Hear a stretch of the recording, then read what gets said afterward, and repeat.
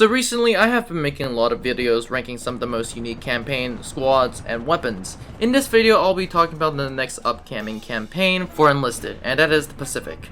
And what makes that campaign unique, i.e. what do I suggest to be added that can make the Pacific unique. And without further ado, let's just straight outright get started because this video is going to be slightly longer than most. Before we start, this video has been made possible for the friends at Discord, meaning that if you haven't liked, subscribed, or joined the Discord, I highly suggest that you do. That said, let's get started. Our first addition is to have Amphibious Vehicles. This should come literally as no surprise for some of you, but I expect to see some form of amphibious vehicle in the Pacific. As a matter of fact, it was at Guadalcanal the American Amphibious Vehicles, or LVTs, were first deployed en masse. In Enlisted, I expect them to perform somewhat different in a role than in history. Knowing that what I know of the player base, there is going to be some people who are just going to be shooting up from the ocean and come out of water only at the last second. That said, Enlisted can balance this vehicle by making the vehicle rock and sway with the waves, which actually did happen.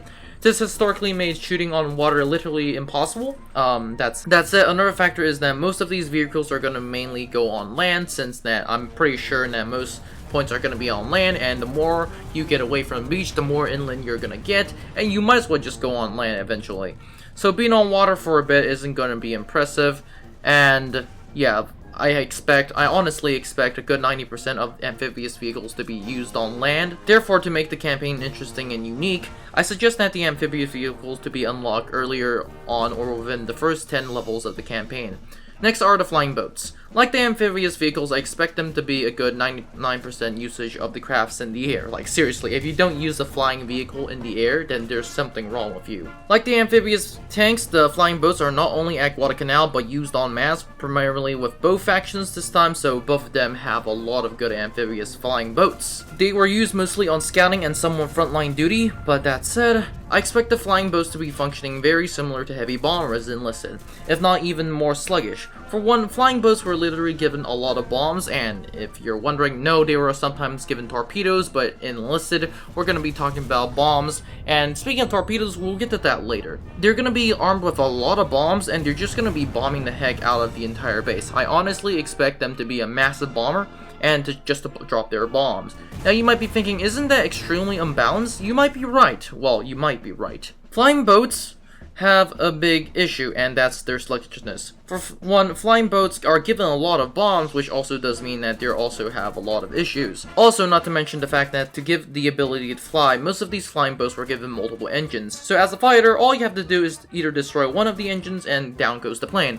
Or you can just be playing AA and shoot down one of the wings and you should be fine. As a matter of fact, I believe flying boats are going to be the definition of a sitting duck.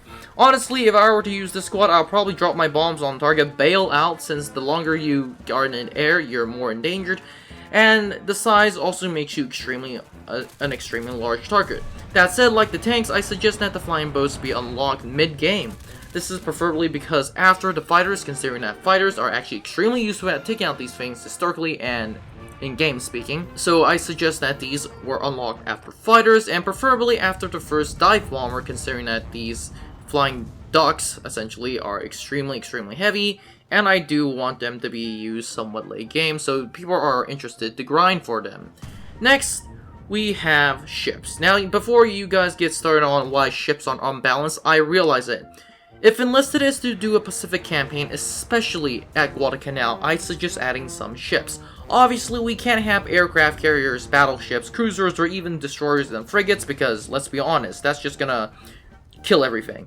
To give you aspect, a Congo-class battleship has 6 380mm main guns, and the reason why I take up a Congo-class battleship is because ships like the Hiei and the Congo were actually at Guadalcanal, and the former actually was at Guadalcanal and saw extensive combat. Needless to say, the main armament is already overpowered, but the more interesting thing is that a battleship has a lot more guns than 300mm guns. To be exact, anything up to more than 75mm caliber, it has a lot. So basically, it's basically a floating battleship. Like, seriously, I don't even know what to say about this. Like, a lot of things. Needless to say, a battleship is overkill. Destroyers are the same, with 2 twin 100mm guns and multiple AA batteries, so once again, the smaller, but still extremely OP. Although frigates have been more balanced and basically no armor compared to the earlier types like destroyers and battleships, they still have a 86mm gun and a round turret, especially the earlier types, and most importantly, it has a 70-man crew. And when I say 70 crew, I literally mean a 70-man crew with one squad. So basically, it's once you unload the frigate, you're gonna have 70 dudes. So once again, on land it's gonna be OP. On the sea is still gonna be pretty much OP. So therefore, I suggest the two following ships: the Type 51B and the PT-59. The former has a crew of 18, yes, you heard me correct, 18, still a little bit large, but very acceptable, and has 3 25mm Type 96 autocannons, whereas the PTB has a crew of 20, yes, 20, I know it's still a little bit large for a group, but it has 40mm both for autocannons and a 12.7 machine gun. Honestly, for both ships, they're going to be exactly the same. As a matter of fact, they're not going to be ships, they're going to be motor boats. They're going to be perfect since they're not too big or not too small, and they give the feeling of a ship being commanded at the Pacific. Honestly, if Enlisted is to add ships, I'll make the Pacific even more unique, considering the fact that, let's be honest, this is the only ship that we have in the Pacific, and this is the only game in which we have Pacific ships that you can command and shoot and stuff. Like, really, I really am hoping for a ship that you can do a lot with. But that said, since we have ships, the final thing is going to be, isn't that important considering the fact that I already kind of stated it, is going to be the torpedo. For one, like I've said, these motor torpedo boats, if a torpedo comes across its way, is pretty much going to be hit and going to be taken.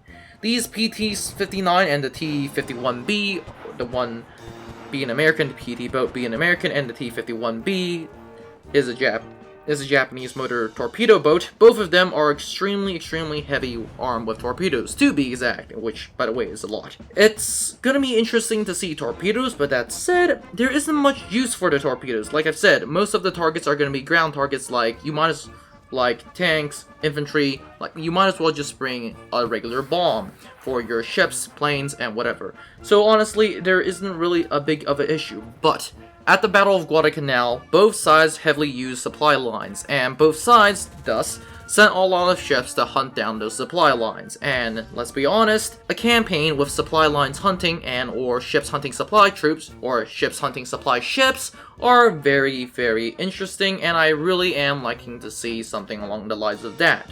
Honestly, I don't even know if Enlisted is going to listen to the latter suggestion. If they do listen to my suggestion of adding torpedoes and a battle in which you can hunt down supply ships, that'll be very interesting. But that said, to recap, in the Pacific, I'm expecting amphibious tanks, I'm expecting flying boats, I prefer motor boats, and if Enlisted could squeeze it in, torpedo boats with a supply ship hunting game. So literally a lot of stuff, a lot of unique stuff that Enlisted could have added in the Pacific. Honestly, I really am looking forward to the Pacific. If you have any suggestions of your own, feel free to comment it in the comments down below, and I'll see you in the next one. Now before you leave, I would like to thank you very much for watching this video. I will be honored if you could like and subscribe to the channel. Remember, more videos are coming out, so it is a good idea to click on that notification button. Anyways, have a great day, and I'll see you in the next one.